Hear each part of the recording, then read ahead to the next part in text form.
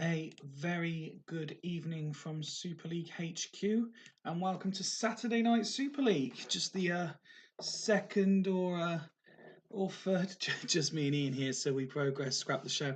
I'm sure that's not true. There are other people that just haven't had the opportunity to type good evening. But yes, welcome Scott, welcome Ian, and welcome to anyone lurking in the background for playoff night 2.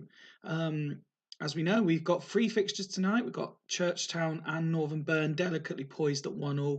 We've got Hools Vikings at home to Bostock. Stanley Hools with that 2-goal advantage from the first leg. And then we also have Devils and Dudley entering the fray tonight as well in their quest for glory. On a day that's seen a mixture of things in the world of football, we've seen England come from behind to win in a very traditional England boring friendly game. We've seen Christian Eriksen score an emotional goal on his return to the international setup. And we've also seen Paul Gascoigne score a lethal, deadly strike in a Rangers Legends game that no goalkeeper in the world was ever going to save. If you've not seen it, it's well worth a look. And to my right on the big screen, it also looks like Mr. Marmite himself, Lewis Hamilton, has had a bit of a mare in testing in the Formula One. But, let's not discuss that. I'm not that interested in Lewis Hamilton. I respect those of you that are. But it's all about the Super League playoffs. And I am here. It was a bit of a thrown together last minute bonus show, so that there's no co-coms confirmed. So I'm here to steer you through the action. I have received a message from Jens asking if his game can be first. As it happens, Ghost game permitting, I was always going to do their game first anyway, leaving the one that's currently level until second. So let's jump straight into the action then. And excellent. So we go to the side with the deficit to begin with. Scott and his Bostock Stanley team need to make up the 2 goals, and Scott is going for it.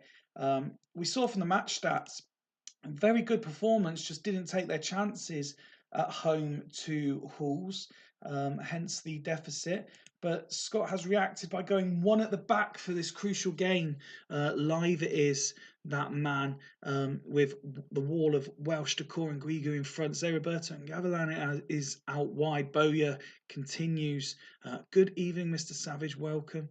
We got Del Piero and Jacques in support of Anelka. I'm a little bit surprised myself that Anelka, who continues to be disruptive, he wasn't, he was subbed at half time for a meek performance by his standards, but Scott keeping faith with him. I'm not sure how big the graphic is on the screen, so let's just remind ourselves of the match rules. Away goals used if scores are level after 90 minutes. Golden goal, extra time played if scores are level after 90 minutes. Penalty shootout if scores still remain level. 5 subs named in the playoffs. Maximum 3 used. And we have a new name joining us. Good evening and welcome to the Super League playoffs. I hope you enjoy your evening with us. As for Hools, then, it's just one change for them. They keep the same formation, and they move Milewski from the left DM position into centre. Liverani comes in on the left-hand side. It is Agat who drops out. Gerard moves, from centre to right. Agat drops to the bench. Fitness seemingly the issue with the selection, but no one too unfit that they couldn't feature. An interesting choice, Mr. Reliable Candea, despite still being a bit of an injury doubt, does get a place on the bench for Hools. So let's see. We will be playing this game first. We will keep the commentary on a fast speed. So remember, Hools with that 2-goal advantage. Can Bostock pull it back? Let's find out. Let me know your thoughts in the comments as we go along, as we kick off the first of 3 games this evening. And Crespo coming forward already. And 30 yards out, free kick. Vogel lines it up, and he scores! within a few minutes, 20 yards out from a free kick, Vogel has made it 3-0 on aggregate, and it looks like curtains already for Bostock. They are going to have to react early. Crespo comes forward and Viduka, and still Brozek, and Viduka, he sends it wide. Good evening, Steve, welcome. And it's all Hools. They're really trying to get this wrapped up nice and early. Vogel and Gerard continuing to exchange passes, and now Crespo involved, but the core gets in the way. And now Bostock come forward. Picked up by Welsh and Jacques. Thuram gets in the way, and it's a corner. Roberta takes it, but Gerard is able to clear. Good evening, Duggan. Welcome to the show. Here come Hools again, and it's Viduka. Left Pulis gets there, but Hools pick the ball up again. The pressuring from the Hools side this evening already very impressive in the opening 20-25 minutes. Now half an hour on the clock. Bostock not really laying much of a glove on Hools. A lot of time ticking by without any action here. And here come Hools again.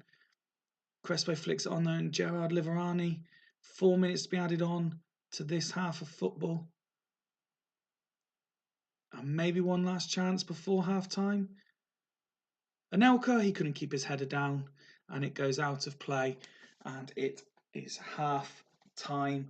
Hools 3-0 up now on aggregate. We know that this game will be settled in 90 minutes. Good evening, Alf. Welcome.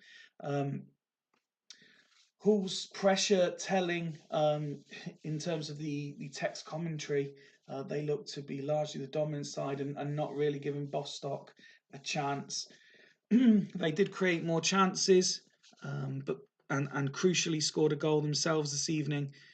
And just having a look here, see that the tackle percentages are down. Hools are absolutely destroying Bostock in the air at the moment.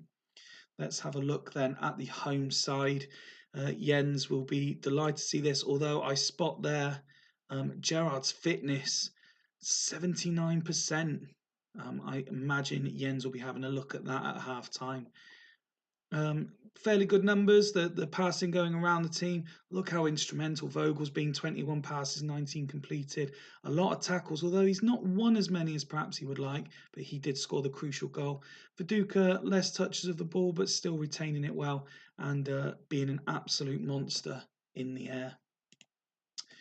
As for Bostock, it just continues to be average, unfortunately, for Scott, and he's really going to have to work hard at half-time to sort this one out. There's very little in the way of positives. I mean, Live's performing reasonably well, but he is a 1 against 2 essentially. The wall in front of him isn't doing the job required. You've got Decor there putting in a few tackles, but he's only won a quarter of them. Uyghur on the other hand, he's put in less tackles, but he's actually completed his, and Welsh just the 1 attempted tackle himself. So it'll be interesting to see what the managers can do here.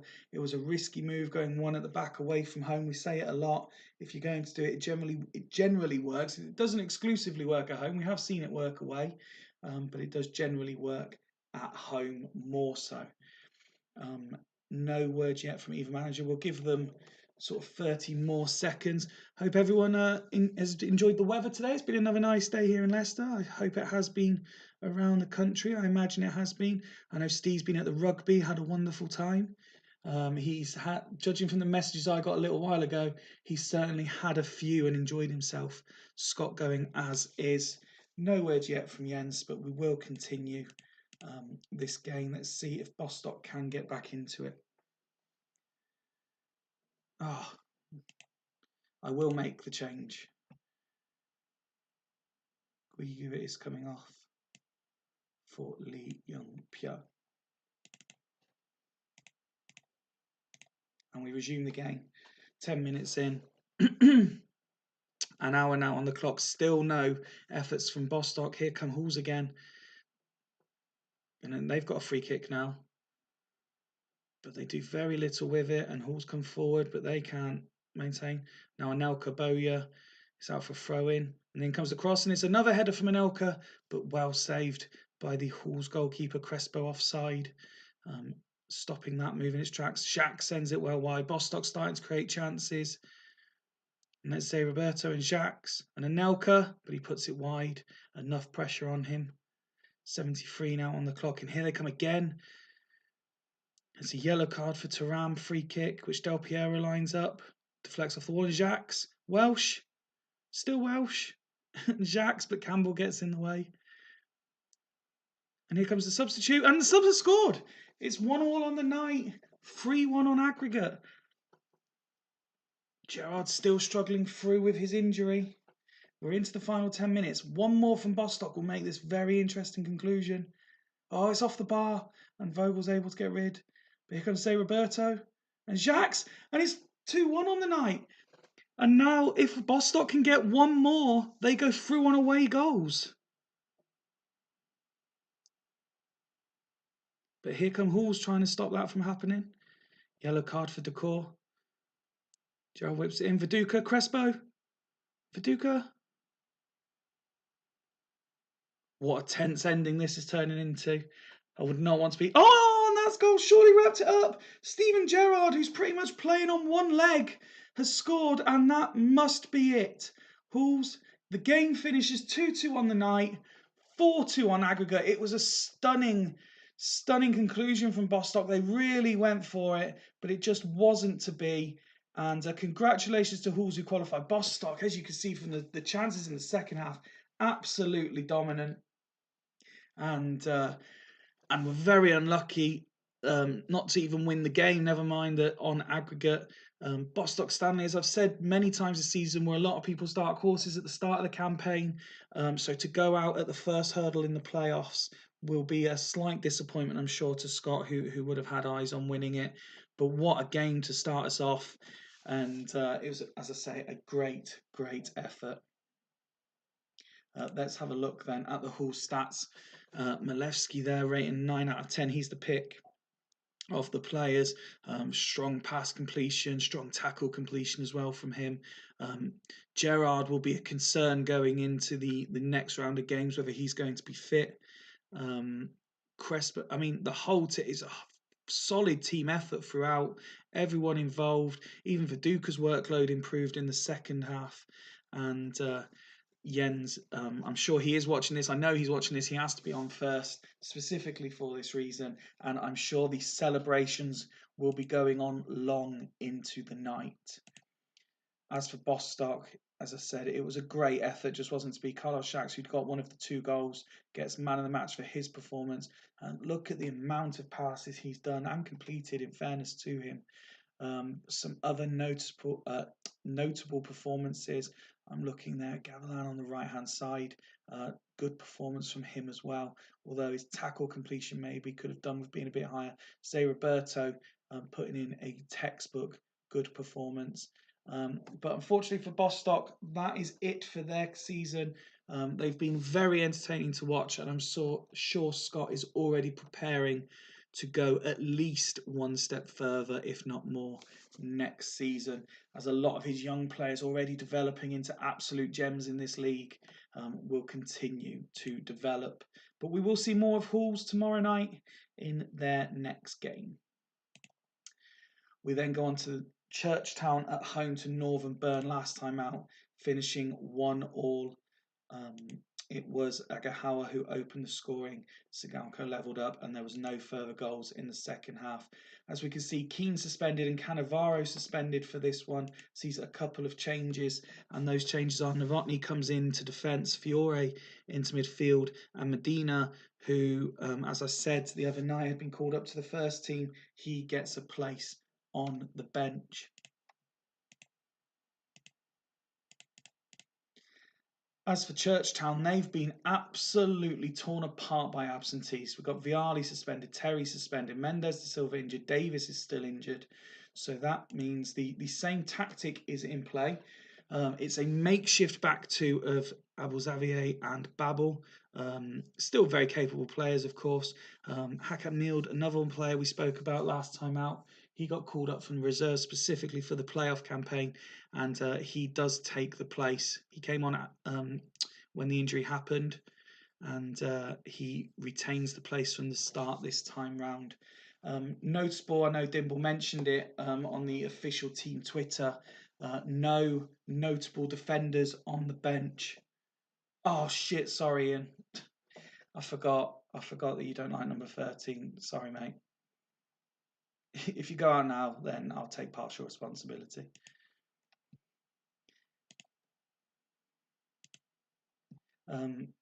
As I think it was Martin mentioned, these two teams both rock some of the most infamous away kits in the league.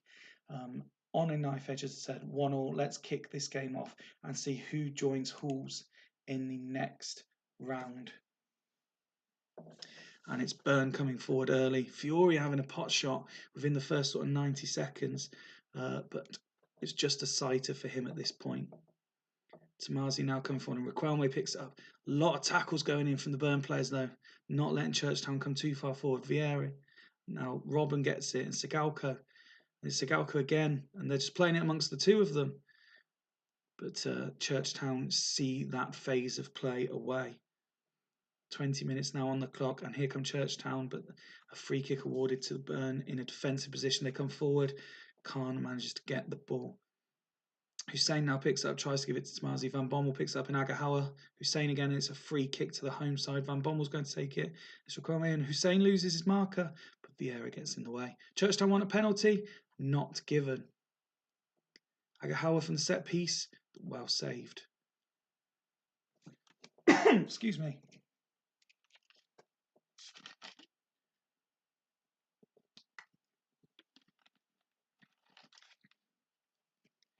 There's Cambiasso with a volley, but he gets it all wrong and it goes harmlessly over. Half an hour played in this game. Still tight, still tense. And Van Bommel, Cambiasso with a header, fine save. Cambiasso's been very adventurous in this game. It's a couple of attempts from him already. 40 minutes now on the clock. Van Bommel coming forward again. Goes out for throw-in. Now here come Byrne with their latest attempt forward, and it's Larson, and Larson scores, and it's been disallowed, and Larson had strayed fractionally offside, and that takes us to half time. And still, there may be less goals than in the other tie so far, but there's still just as much drama. Not many chances being created by either side. The aerial battles all of the stats. Look at the pass completion, it's very similar. Tackles won virtually identical. In the air, they're winning the same amount. There is literally nothing to separate these sides. And who would have thought at the start of the season we'd be saying there was nothing to separate Churchtown and Northern Byrne? I have seen Dimble in the chat. He did nominate Steve to make some subs for him if he couldn't make it, but he is here, so he can take the reins himself. A few players perhaps not as involved as he'd like. Bruges, very few pass attempts, but his completion rate is still good. His partner there, Agahawa, a bit more productive, but both getting fairly low ratings. With 6s at half time. The makeshift defence, just having a look at them, both attempting 3 tackles, Babel completing all 3, 1 being key, Javier completing 2, 1 being key, and both Babel losing his 1 aerial battle and Xavier winning 50%. I think Dimble will be relatively pleased with that, and as I say that, he says as is. As for Northern Byrne, again, not at their dazzling best. They haven't gone into the playoffs. It's been, I've spoken about it a lot. They haven't gone into the playoffs in great form.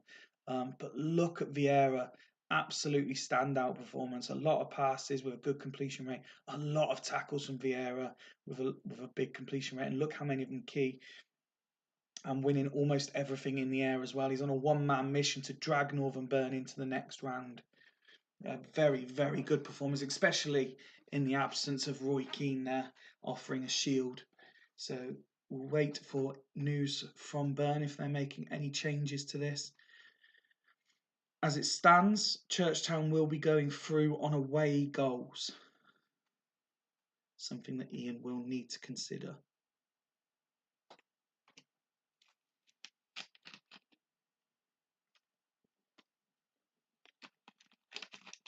Ian also going as is, so we carry on. Considering I'm not involved in this, I'm feeling very nervous about this game from both sides. 10 minutes essentially goes by with nothing happening, but here come Churchtown, and Brugink picks it up, and Brugink scores! And Churchtown take the lead. And now not only do they have the away goal buffer, but they're now a goal up on aggregate as well. They come forward looking for a second. It's Van Bommel and Hussein and Agahawa. Speculative long-range effort. Can Burn level things up again?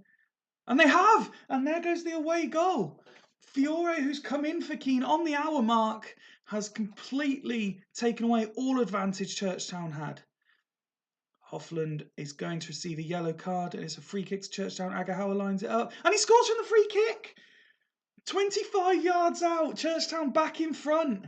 And this game has really shot into life in the last 10 minutes. And now it's a free kick to Burn, and Totti's with the strike.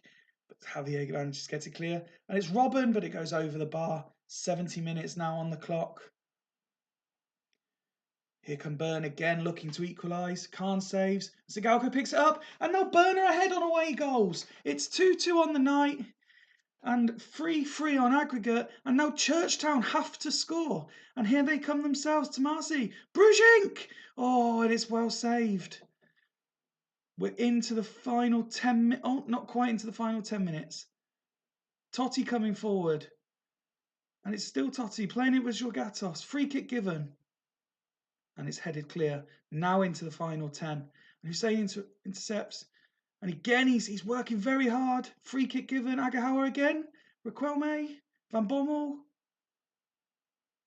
And Burn retain possession. Relentless stuff there. Khan delivers the ball, but it's picked up again from Burn, and it's Zagalko. Goal kick. Khan takes it quickly, but again it's wasted, and Zagalko with another chance maybe, and Robin. Well held. Vieira picks it up this time. And Riquelme now on the counter. I still feel there's another goal in this yet. 86 now on the clock. Brugink scored! And Churchtown are back in front. What an end of the season this boy's had. What a signing this guy is turning into for Churchtown. Cambiasso coming forward. Free kick given. Riquelme lines it up. Agahawa. Riquelme again. Still going. And it's hit Agahawa's arm. Into injury time. There's the final whistle. And I can do nothing but give both sides a round of applause. And Churchtown have qualified 4-3 on aggregate. And that throws the competition wide open. Northern Burn, defending champions, out. Wow. I mean, wow. I mean, what a game. What a tie. What a season. Just looking at these stats, very, very equal. It was literally, I described it at the start as on a knife edge, and this is unbelievable. Either side could have won it. I'm lost for words, really, for how to describe this game. Everything, virtually every stat is identical. There was nothing to separate the sides other than this man. What an end to the season. Since signing from Locomotive Boston, 14 starts. That's now 7 goals. He's had assists, man of the matches. Unbelievable performance from him in the second half of the season for Churchtown. He has to be up there. I'd be intrigued to know. And I know there's a lot. I personally, people have mocked me for how much I like him. I would love to know where people think this guy in this particular save in this season ranks as best signings in the Super League, because Churchtown have got absolute numbers out of him. Let's have a look at their stats. He doesn't even get man of the match for his 2 goals. All the 8s in the... That's 1, 2, 3, 4, 5, 7 out of the 11 players rating 8. And look at Tomasi there leading by example as well with his 9 out of 10 performance. And nobody for Churchtown even picking up the man of the match award. Hakan Mild, the stat jumped straight at me. 12 attempted tackles. Only 4-1 though. But he worked very hard. I want to look back again at that makeshift defence. They did concede a couple of goals, but they worked incredibly hard. A lot of aerial duels that they didn't necessarily win them all, but they won a lot of key ones between them. 12 tackles attempted between them as well. Brilliant performance considering they were missing so many key defensive players. As for Northern Burn, it was Sigalko who picked up man of the match for his performance. Contra, whose name did keep coming up in the commentary as well, having an excellent game, but it just wasn't enough. And Toldo, the generally ranks 7 or 8 every single game for Burn, and just not tonight. Look at the condition of some of the players. You've got Fiore there on 78%, Contra 79%. They worked very hard. Your Gatos as well on the other wing, 75%. A lot of hard work done, but it just wasn't quite enough to stop the train that Dimble is in charge of at the moment, steamrolling its way through the Super League. Congratulations to Churchtown, who tomorrow night will play Hools for the opportunity to play the loser of Devils versus Dudley over 2 legs. Commiserations, Ian. As we know, only one man remains as the only person to successfully defend a Super League title. Although I have to say, I'm giving myself an asterisk, as I never had the opportunity to defend mine. But that's not an end to tonight's action. We'll click through quickly and we come to... I'll come back to all this news after the show, because we want to get to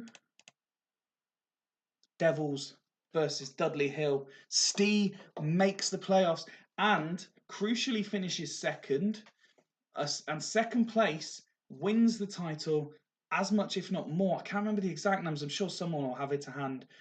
Who wins the title more, first or second? But they get an extra bite at it, at least, if it all does go wrong. Devils, many people said, were the out-and-out favourites. Their squad just too strong for anybody in this league, and it was proven in terms of their league position, finishing, 16 points ahead of Dudley Hill, losing just 4 games all season, and drawing just 2 as well, only dropping points in 6 games out of 26. Let's have a look at this Dudley Hill squad then. It's been a little while since they've played, so everybody nice and fit. They've got Kaladze suspended though, which is a big miss for this game. Just the one change. Sergio moves from centre mid into the defensive midfield role. Zanoni comes back in to centre mid. Luca Toni and Saviola continue to be the chosen 2 up top, with Roy Mackay in behind. Zanetti and Lizarazu supplying from out wide.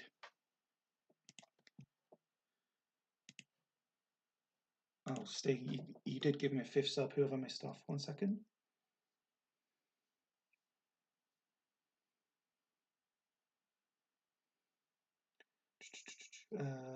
Dudley.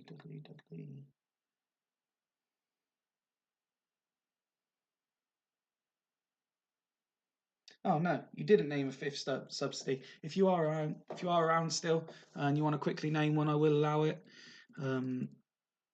You know, it is just a sub at the end of the day. I'll give you 30 seconds to name it, or you'll go ahead with 4.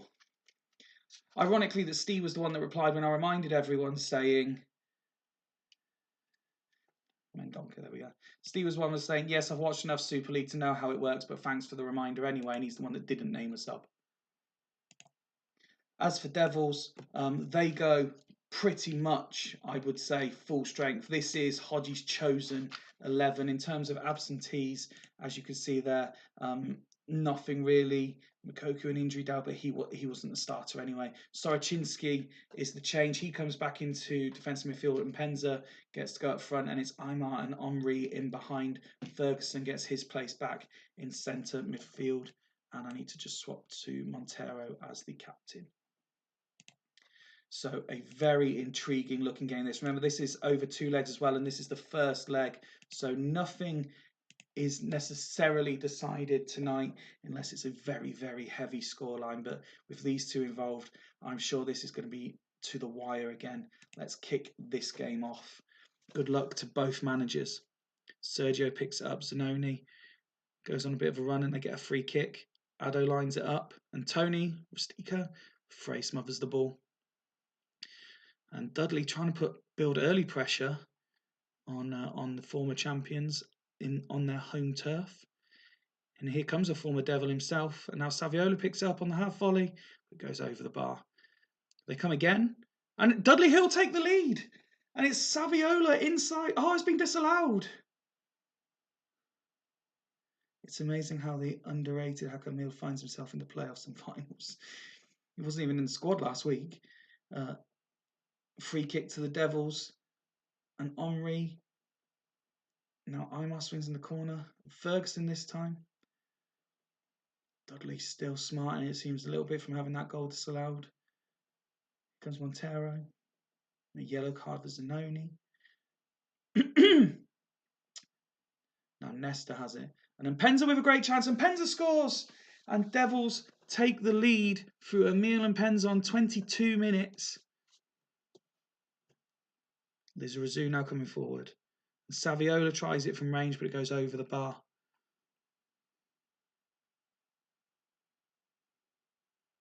A lot of time ticking by without much happening here.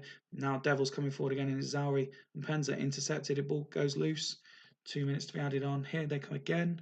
Free kick to Devils. Henry sends it over. Lizarazu clears. Can Devils go 2 up before half time? It's Henry. And then Penza goes down, body checked, free kick. The Imar line up. Southgate heads clear. Now Mackay coming forward. Picked up by Tony, but he misses the target. And there is the half-time whistle. So Dudley creating plenty of chances, not getting them on target though. They did have their goal disallowed prior to Devils going 1 up. But they're winning the aerial battle, that's for sure. It doesn't surprise you with the likes of Luca Toni going to be involved in that.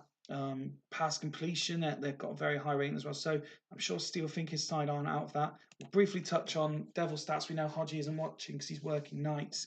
He'll be watching tomorrow morning, avoiding Twitter until he does. Interesting, Van Bronckhorst and Henry are the players who are rating 6s, but everyone else rating 7 or above at half time. No real concerns fitness-wise, although Penza, who's only just come back from injury, already at 86, had very low involvement with the ball as well, the fewest number of passes of any player. He is working very hard in the air, though. Interesting to see what happens there. As for Dudley Hill and how aggressive Steve wants to push this game before taking it to the second leg tomorrow night, Sergio's moved back to defensive midfield. He's working very hard. He's putting 3 tackles, completed 2 of them. He's getting plenty of the ball, but getting a rather low rating, which seems harsh. Saviola, the man who had the goal disallowed, other than that, he's seen very little of the ball, which surprised me because his name seemed to come up in the text commentary quite a bit. Again, no real fitness concerns. Such a couple of players that drop into 85% in that first half. Maybe something Steve's looking at, especially with Zanoni on a yellow card. But other than that, there's no real major concerns there. Mendonca, who only made the squad at 10 seconds before kickoff, is coming on at half-time for the former Devil Roy Mackay.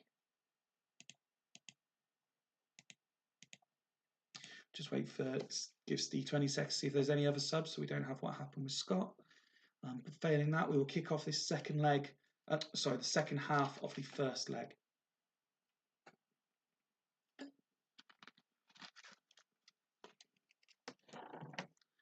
Nothing else coming through from Steve, so we will kick this one off again. Let's see if the substitution heralds an equaliser for them. Southgate looks up. Now Rustico Addo coming forward. Sergio gets it to Mendonca. Free kick awarded. Addo's going to line it up. Wasted as we approach the hour mark. It's Mendonca and Saviola and Tony. Flag stays down. Tony smashes it low. Tony equalises. It's 1-1 on the night. Hit from 20 yards. And now Zauri going off injured. Hodgie will be hoping that's not long term. Harry Kuehl, the obvious answer here. Played there for a lot this season, particularly when Zauri was out injured. So we can kick off again. 1-1, and now a crucial injury for the Devils as we pass the hour mark. Mendonca picks it up. Saviola misses the target. Mendonca's been busy since coming on at half-time. 20 minutes, including stoppage time remaining of this first leg.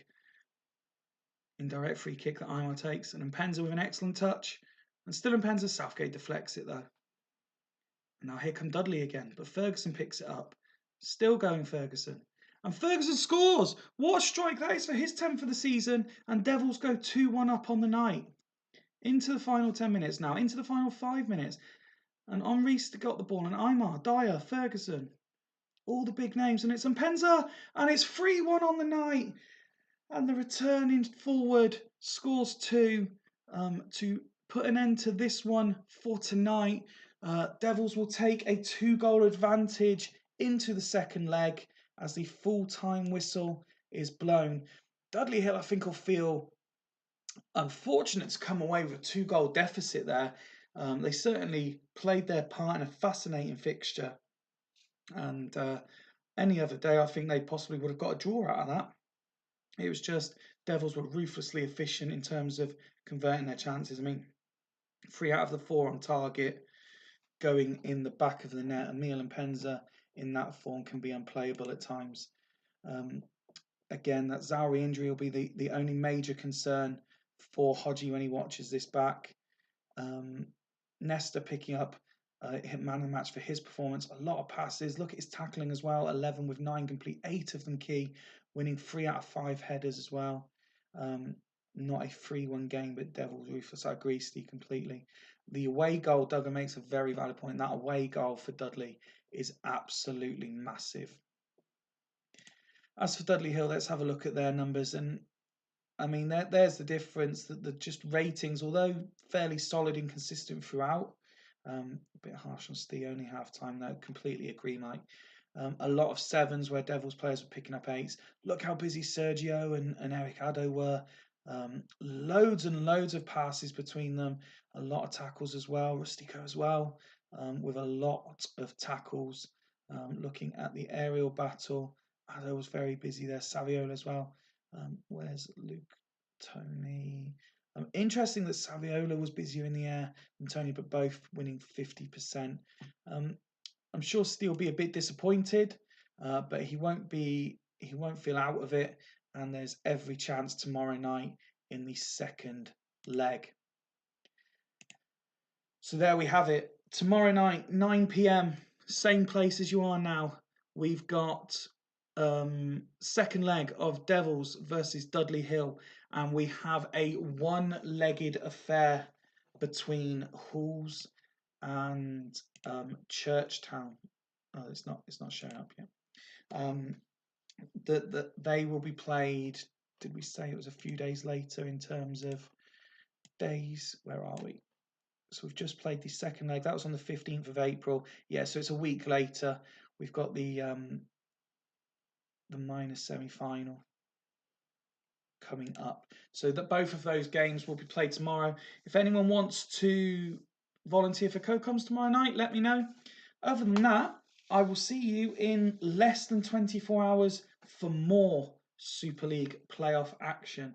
And if you did miss the start, go back and watch the opening sort of 5-6 minutes where I was just again clicking for a few players, out of league players who had scored the most goals this year and had the most assists this year. There were some different names that you might be interested in terms of transfers for next season. Apart from that, commiserations, of course, to both Scott and Ian, who are now out. Congratulations, Dimble and Jens. Well done to Hodgie, and unlucky Steve, but good luck for tomorrow. From me, from Super League HQ, good night.